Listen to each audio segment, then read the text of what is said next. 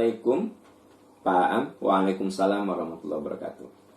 Saya ingin bertanya terkait sholat. Ketika seorang laki-laki sholat di masjid atau musola, kemudian ada seorang atau lebih perempuan yang bukan muhrim ikut berjamaah di sholat yang dijaharkan.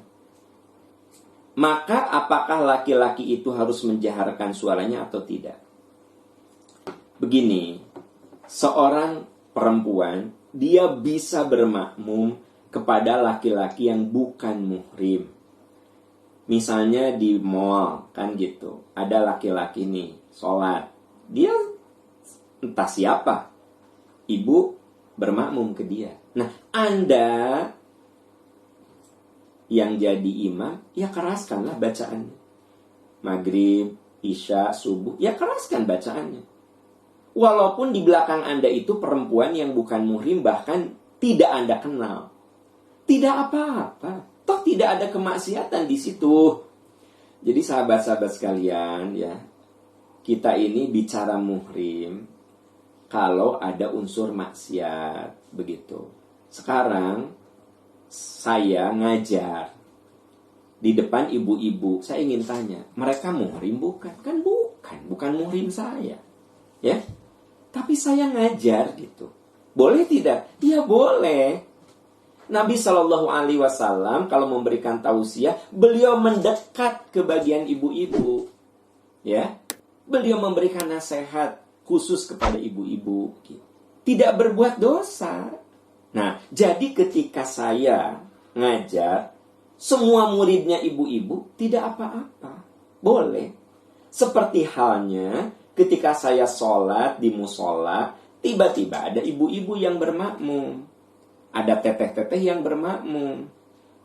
Dia bukan muhrim saya. Pertanyaan Anda, boleh enggak saya bermakmum kepada imam yang bukan muhrim? Boleh. Pertanyaan berikutnya, saya sebagai imam perlu menjaharkan bacaan? Ya perlu, karena Anda jadi imam, gitu loh. Jadi Islam itu agama mudah. Ad-dinu yusrun wala yusyadad din illa ghalabah. Agama itu mudah. Tapi kadang-kadang saya suka nggak ngerti ya. Agama itu menjadi sulit misalnya gini. Ibu-ibu, kalau dengar tausiah, jangan dari laki-laki. Itu akan jadi fitnah. Jadi menganggap wanita itu pikirannya jorok. Sehingga kalau mendengar tausiah dari bapak-bapak, itu dianggap berbuat dosa. Kan itu satu penghinaan kepada kaum perempuan gitu. Kan ada orang yang mengatakan, kalau Anda perempuan, kudu belajar dari perempuan lagi.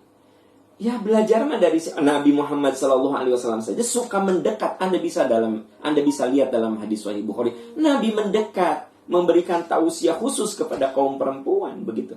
Jadi kaum perempuan bisa mendengar tausiah dari laki-laki yang bukan muhrimnya, begitu. Ya, ada seorang suami yang marah sama istrinya.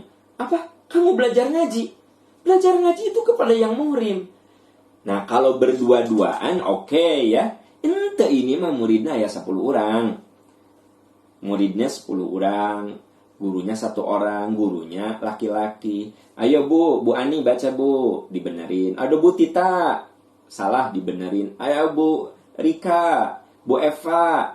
Terus apa dosanya di mana gitu loh. Tapi ada yang mengatakan, itu haram. Itu bukan dengan murid. Nah, kalau berdua-duaan, ya, saya guru ngaji, berdua-duaan dengan akhwat, nah itu oke. Terlarang, namanya berkholwah. Tapi kalau banyakan, 5, 6 orang, terus apa masalahnya?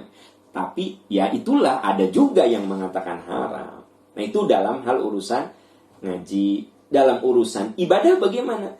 Ya sama juga.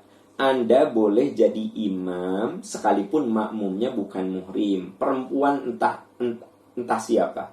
Ya, begitu. Anda kaum perempuan boleh bermakmum kepada laki-laki yang bukan muhrim. Boleh bermakmum, tidak ada masalah. Anda yang laki-laki kalau tahu ada makmum perempuan, ada perempuan bermakmum, ya keraskanlah bacaannya, gitu ya. Ad-dinu yusrun, agama itu mudah, saudara-saudara. Simple sebenarnya. Nggak ribet, yang bikin ribet itu pendapat.